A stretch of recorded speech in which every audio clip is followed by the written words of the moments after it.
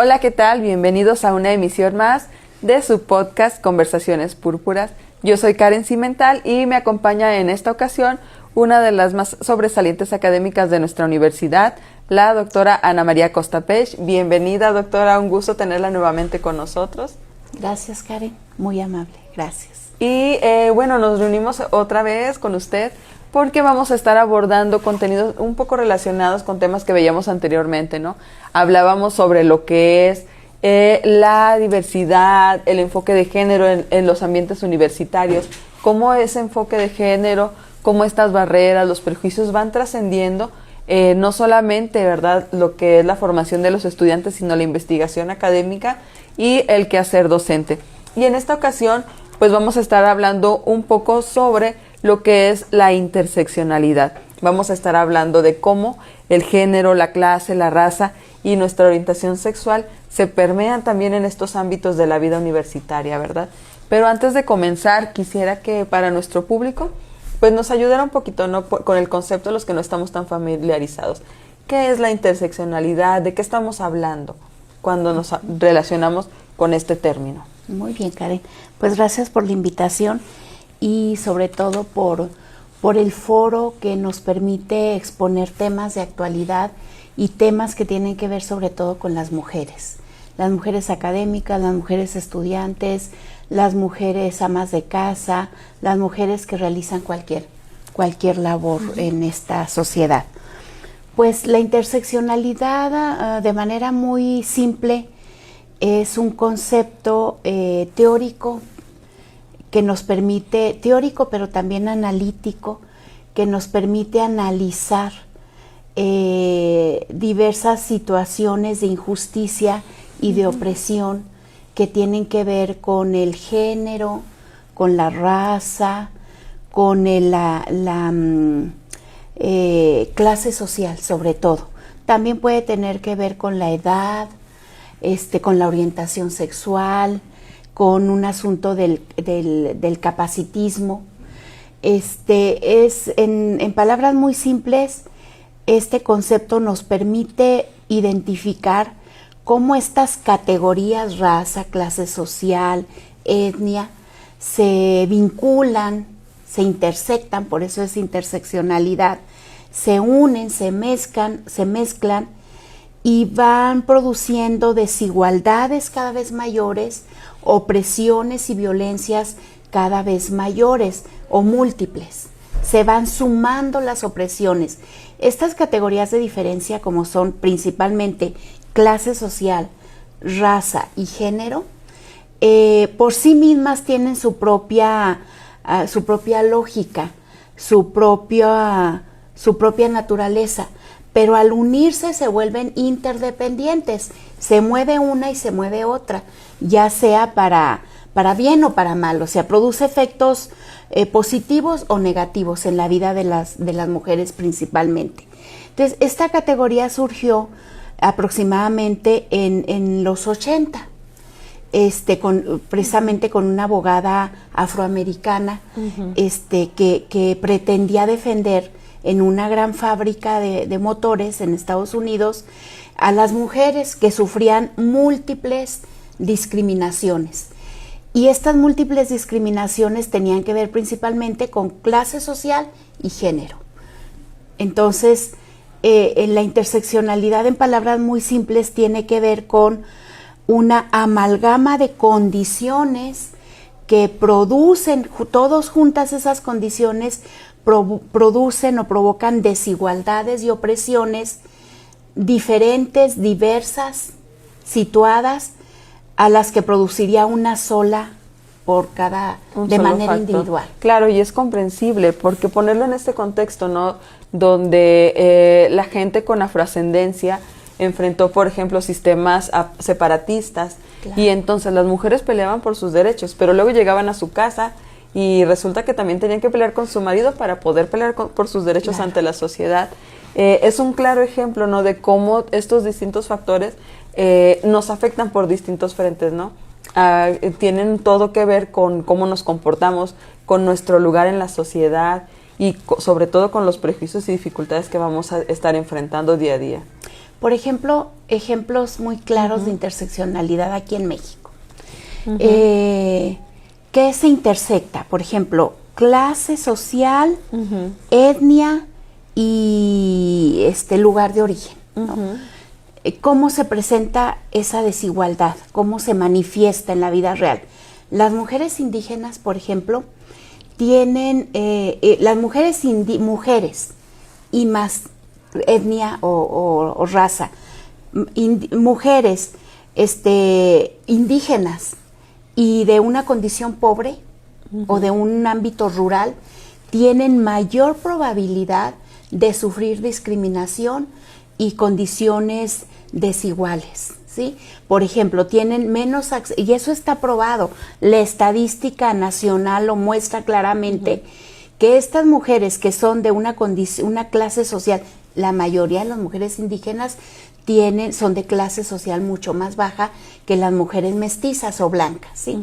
Entonces, enfrentan condiciones, por ejemplo, de mayor pobreza, de mayor discriminación, de mayor violencia, que las mujeres que no son indígenas, que son de una clase social alta, ¿sí?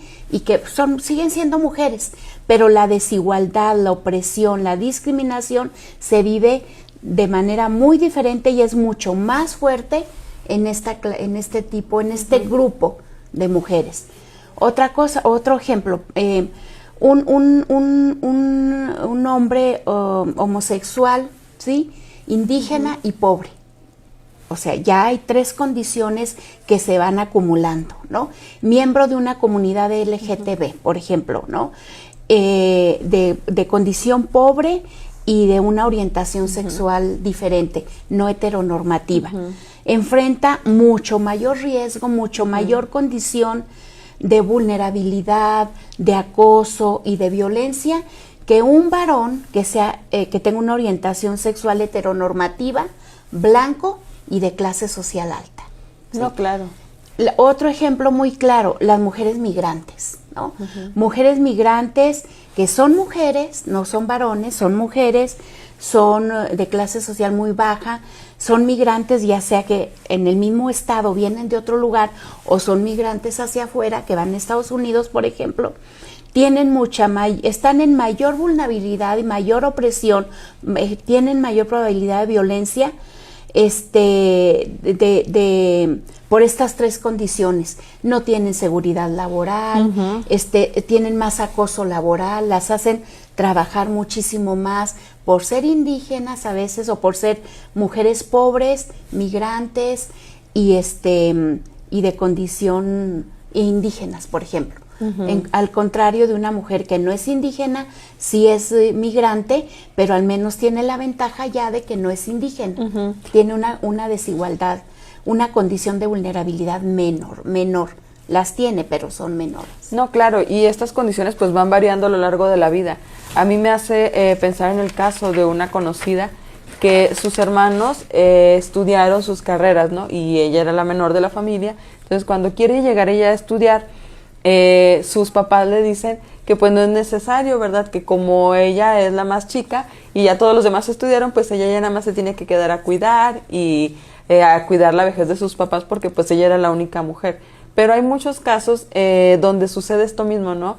O sea que si, por ejemplo, aumenta tu edad y no te casas, pues ya piensan que no te debes dedicar a lo mejor al estudio o a tal o cual cosa. Y que incluso, ¿verdad? Como ya no te vas a dedicar a tener hijos tampoco, ya no tienes un periodo reproductivo, pues entonces tienes que dedicarte por fuerza a los cuidados, ¿no?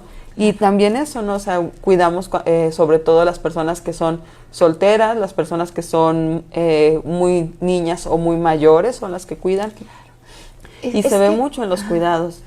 Pero estas mujeres, estos ejemplos que tú pones, tienen un poco de ventajas, tienen privilegios por ser blancas o mestizas, tienen privilegios por ser cuando menos de clase media, tienen privilegios por cuando menos ser jóvenes.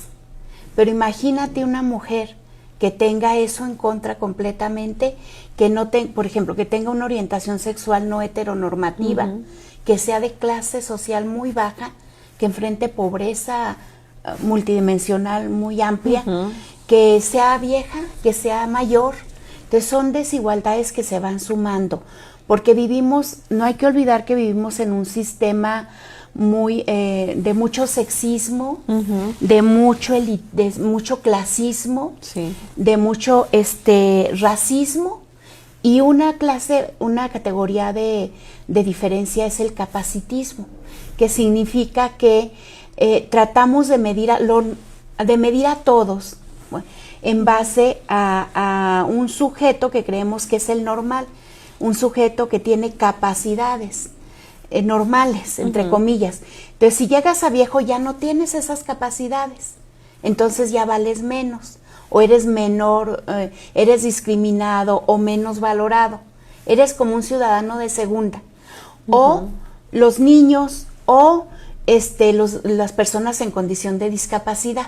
Si tienes una discapacidad motriz, si tienes una discapacidad intelectual, entonces inmediatamente eso es una diferencia que posiciona en un lugar de subalternidad, posiciona en un lugar a las personas de discriminación y de desigualdad.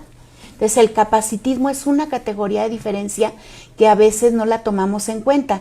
Tomamos mucho raza, clase y género, pero el capacitismo lo dejamos como de lado y también es una categoría que se une con las demás y que va provocando opresiones múltiples e interrelacionadas. No, claro, y hasta pérdida, por ejemplo, del poder de decisión sobre uno mismo, Claro. ¿no? O sea, si soy pequeño a lo mejor Claro. no valen tanto mi opinión, si soy muy mayor Claro. ya no me toman en cuenta, ya no, Hay no puedo hacer mis trámites menos incluso. también, menos acceso a la justicia. O sea, le hacen más caso o tienen más posibilidad de ser escuchado a alguien que tiene privilegios de clase, privilegios de raza, privilegios de género y privilegios de capacidades.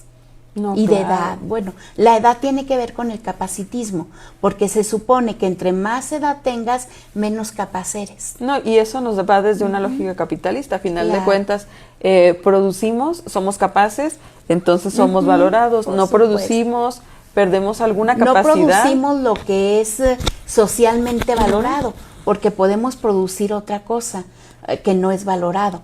Pero hay un concepto que me gusta mucho a mí insistir, que es no un concepto, una idea de qué es el bienestar, qué es una vida digna, una vida plena.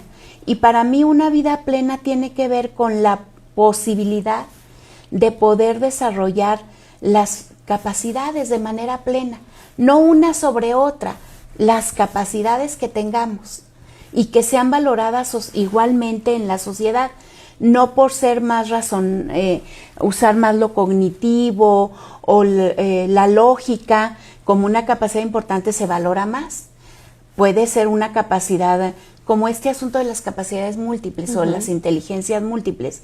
Entonces, tener la posibilidad, independientemente de mi condición de raza, género o clase social o edad, ¿sí? u orientación sexual, tener la posibilidad de florecer, de desarrollar mis capacidades independientemente de cuáles sean y que sean reconocidas, eso es para mí la vida plena.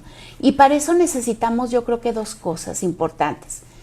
Uno, reconocimiento, ser reconocidos o reconocidas, y dos, redistribución. ¿Y redistribución qué es? Tener acceso a los recursos al igual que en las iguales condiciones que los demás. Y es algo que se evidencia mucho en el aspecto educativo y académico, ¿no? O sea, a veces vemos, identificamos, ¿no?, personas que tienen ya ese potencial, que ya están aquí en el momento y llegan, ¿no?, ciertas condiciones que nosotros no tenemos a veces o no somos conscientes del control sobre esas variables para poder proporcionarle a la persona lo que necesitan, ¿no?, para catapultarse.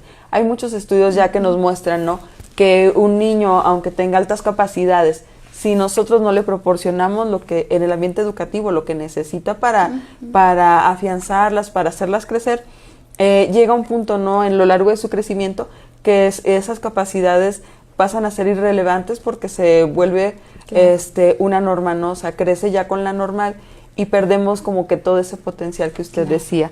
Y ahora, perdón, pero sí, también hay que cuestionar un poquito el asunto de, en esta sociedad actual, ¿a qué le llamamos altas capacidades, verdad? Porque se valoran siempre unas capacidades, unas habilidades más sobre otras.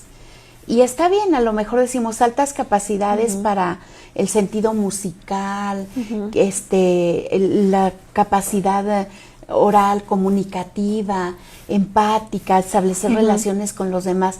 Pero aquí el asunto es que si eres un niño de que tienes acceso a la escuela, de familia acomodada, blanquito, más o menos de que no eres indígena, lo puedes notar. Pero el problema es que cuando es un niño indígena muy pobre, ni siquiera tiene acceso a la educación o tiene acceso a una educación muy mala. Entonces, ¿dónde identificas que tiene capacidades que pueden que pueden sobresalir y que pueden desarrollar para poder hacerse de recursos o de una vida más plena? No, ese es el verdadero problema y ese es el reto de las instituciones, que yo creo que también algo de eso me vas a Sí, claro. Es importante, pienso yo, en ese sentido, porque a final de cuentas cuando llegamos a una institución educativa, ¿no? O sea, empezamos a plantearnos, ¿no? ¿Qué sueños tenemos, qué expectativas, hacia dónde queremos enfocar el talento que ya sabemos que tenemos? Pero todo esto pues viene a incidir, ¿no? Y a final de cuentas también el potencial que nosotros tenemos, los sueños que tenemos, también se condicionan en gran manera por la interseccionalidad. O sea, soñamos a lo mejor poco porque no tenemos el acceso a llegar a esos potenciales donde podemos soñar más, ¿no? Porque la pobreza, la discriminación, la vulnerabilidad es intergeneracional. Entonces se transmite de generación en generación y hay muy pocas, estadísticamente un niño que nace pobre va a continuar con su vida pobre, o sea, hay muy pocas probabilidades de que pase a otra clase social o que se vuelva, que a lo mejor a la siguiente nivel, pero no que acceda a clases sociales altas, poquísima probabilidad. Entonces, desde las infancias, se da y tendríamos que observar cómo se producen estas múltiples desigualdades, estas múltiples opresiones, para tratarlas de manera diferente. O sea, no podemos hacer políticas o implementar acciones para tratar la desigualdad de género por igual, porque no se experimenta. Ese es el asunto del enfoque interseccional. Las mujeres, los varones, las personas, los humanos, no experimentamos la vida de manera igual, no experimentamos las desigualdades de manera igual. Yo no voy a poder experimentar una opresión igual que mi ayudanta o la chica que me ayuda, por ejemplo, en casa, ¿no? Son heterogéneas las experiencias, son singulares, o sea, son diversas, pero también son singulares. Y ahí es donde no podemos estudiar ni intervenir en las desigualdades y en la opresión y en la discriminación de una manera fragmentada. Es imposible, porque si tú mueves pobreza, si tú mueves un asunto de redistribución de ingreso, se mueve lo demás también. Si tú tienes reconocimiento en un asunto de, por ejemplo, género, también esas mujeres que están reconocidas avanzan también en lo de clase social, en su posición social, en su acceso al empleo, acceden a puestos de dirección porque son reconocidas como capaces, como importantes, no como ciudadanas de segundo nivel o de cuarta o de quinta, como podrían ser las mujeres muy pobres, que no hablan español, que son migrantes y que tienen, que no son, por ejemplo, en su orientación sexual, no tienen una vida heteronormativa. Son más proclives a... Es un reto grandísimo. Así es. Y en ese sentido, doctora, ¿qué desafíos enfrentamos? ¿Cómo es el panorama aquí en Durango? O sea, ¿qué retos enfrentamos nosotros como investigadores, como docentes desde el sector educativo? Es un campo muy grande y es uno de los primeros factores de cambio que tenemos, ¿no? Ay, pues yo creo que es la pregunta del millón, la más importante. Es una pregunta cuya respuesta no es simple y es compleja y tal vez no se sepa exactamente cómo y por dónde, porque es un problema tan sistémico, tan complejo, que tiene que ver con el sistema capitalista, por ejemplo, ¿no? Pero desde lo macro, pero también con lo que vivimos diariamente en lo micro, en lo individual, en lo personal. Pero yo diría que lo primero las grandes revoluciones se hacen haciendo conciencia y entendiendo que lo personal, lo que nos pasa es político. Entonces, todos vamos a desempeñar una profesión, docente, de investigadores, todos, de interventores educativos, todos, todas y todes. Y en esa profesión tenemos que entender que somos actores políticos. No hay forma, o sea, la educación es una tarea eminentemente política, ¿sí? Porque influye, porque hay relaciones de poder, porque podemos cambiar vidas, porque podemos pugnar por la solidaridad, por la justicia social, por el trato igual. Y si no entendemos que tenemos que tomar una posición y entender, hacer conciencia de que somos actores políticos, que podemos influir en el cambio para bien, pues desde ahí, ¿no? Desde ahí ya creo que andamos mal a nivel personal. Podemos hacer mucho en la docencia, en la investigación. En investigación, cuando yo veo la investigación desde un punto de vista, tocando estos temas, no hay otra más que tendría que ser investigación de tipo cualitativo. Porque si decimos que las opresiones se viven, se perciben, son situadas, son contextuales y se viven de manera muy diferente, y que tenemos que hacer énfasis en nuestros propios privilegios para poder entender o medio entender las desigualdades, los que no tienen esos privilegios, pues entonces no hay más que un abordaje cualitativo. No, claro, y además todos los matices, ¿no?, de la experiencia humana nos los da precisamente eso, ¿no? O sea, la individualidad del ser y de la existencia de ese propio ser. La singularidad. Claro que sí. Doctora, y al respecto, es un tema muy complejo de abordar, ¿no? O sea, porque a final de cuentas, aunque todas las acciones que hagamos pues suman, pero al mismo tiempo son insignificantes en un tema tan grande, no tan complejo y que aborda tantos aspectos de la vida misma. Pero si tuviéramos que dar un consejo, si tuviéramos que tomar primero un paso adelante, ¿cuál sería, desde su punto de vista, ese paso, ¿no? O sea, ¿cómo podríamos empezar a trabajar desde nuestra individualidad, nuestras realidades como educadores, este abordaje de la interseccionalidad? Pues se me ocurren muchas cosas, pero una de ellas sería tener en cuenta siempre a los sujetos de estudio y a los sujetos con los que trabajamos, a las personas con las que trabajamos, porque a veces los excluimos de su propia solución. O sea, ellos tienen que darles voz. O a lo mejor se ve muy asimétrico eso de yo darles voz, ¿verdad? Pero en una situación de que somos formadores, también enseñar a tener voz, a alzar la voz, a ser parte de la solución de los problemas, porque yo creo que ahí es donde fracasan las cosas, cuando las soluciones, las estrategias, los planes, los programas vienen de arriba hacia abajo. Y los implicados, los que tienen el problema, los que viven la desigualdad y la injusticia, no participan en nada más que siguiendo o recibiendo órdenes, instrucciones o apoyos o dádivas, casi como si fuera una cuestión de filantropía.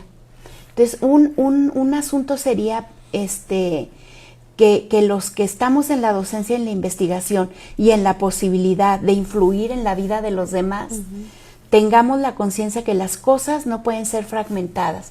El asunto de la intervención y la investigación debe ser con un enfoque interseccional.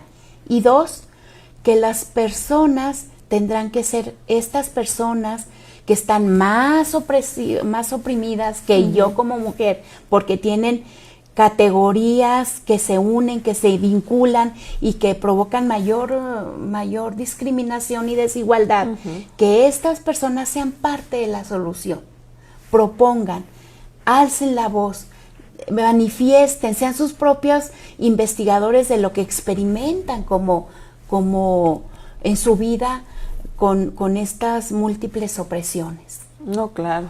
Entonces, ya nada más para ir cerrando el programa, pues bueno, me gustaría una breve conclusión porque se nos acaba el tiempo y no vamos a alcanzar a abordar todos los aspectos que la interseccionalidad implica y sobre todo para un ambiente también como las universidades y las escuelas públicas, ¿no? Sobre todo el sector público que depende, ¿no? de que el gobierno diga, de que el gobierno establezca el plan, de que se pongan de acuerdo simple y sencillamente, Así ¿no? es. A nivel federal tantos factores. Entonces, ¿qué conclusiones tenemos al respecto de lo que significa mirar a la educación desde una perspectiva interseccional? Pues implica entender que las opresiones, la diferencia, la inequidad no tiene que ver nada más con la clase social o con el género o con la raza o con la edad o con la orientación sexual. Por separado no nos dicen mucho. No podemos entender la violencia o la discriminación. Implica entender eso. Implica entender que somos un pilar fundamental, somos la base de la reproducción social. De nosotros, de las escuelas, depende, yo diría, el 70% de lo que los niños, las niñas, los adolescentes y los adultos reproducen o perpetúan. Ellos pueden seguir reproduciendo la inequidad, ellos pueden seguir perpetuando la violencia de género, de clase, la violencia interseccional, digamos, todo junto, o ellos pueden ser factores de cambio. Y de nosotros depende muchísimo el crear esta conciencia, sobre todo con el ejemplo, sobre todo involucrándolos en proyectos importantes. Ahorita con mi grupo de 5º grado estamos haciendo una investigación-acción sobre la participación política de los jóvenes, de la LIE. Y estamos entendiendo por política todo aquello que trata de influir para resolver un problema común. O sea, para nosotros eso es la política. Es qué tanto me involucro para resolver un problema que nos puede afectar a todos, ¿sí? De diversas maneras. Y estamos sacando datos muy interesantes. Encuestamos a 100 personas, 100 estudiantes del IE 108 y entrevistamos aproximadamente a 10.